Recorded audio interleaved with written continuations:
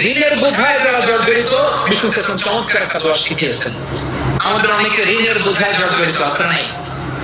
এদিকে কেউ আছেন? থাকলে আপনার থাকলে এই দোয়াটা করবেন।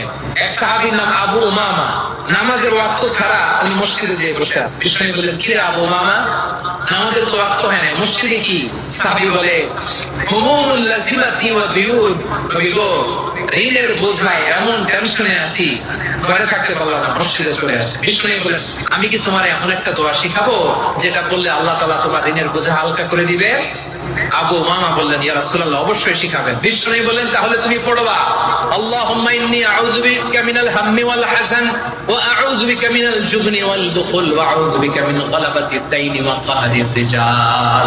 ও আল্লাহ, তোমার কাছ থেকে দুশ্চিন্তা থেকে পানাহ চাই, কৃপণতা, ভীরুতা, অলসতা, কার্পণ্যতা, এই সব কিছু থেকে, মানুষের কঠোরতা, আমার উপর মানুষের আধিপত্য এবং ঋণের বোঝা থেকে পানাহ চাই। এই দোয়াটা যখন বিষ্ণু নবী শিখাই দিলেন, আবু উমামা বারবার এই দোয়া পড়ে, আল্লাহুম্মা ইন্নী আউযু বিকা মিনাল হাম্মি ওয়াল হাযান ওয়া আউযু বিকা মিনাল আজজি ওয়াল কাসাল ওয়া আউযু বিকা মিনাল জুবনি ওয়াল বুখল ওয়া আউযু বিকা মিন গালাবাতিদ দাইনি ওয়া কাহরির রিজাল। আবু উমামা বলে, এই দোয়া আমি পড়তে লাগলাম। কিছুদিন পরে দেখা গেল বিষ্ণু নবীর শেখানো এই দোয়ার বদৌলতে আল্লাহ তাআলা আমার সব ঋণ পরিশোধের ব্যবস্থা করে দিয়েছেন। পড়বেন।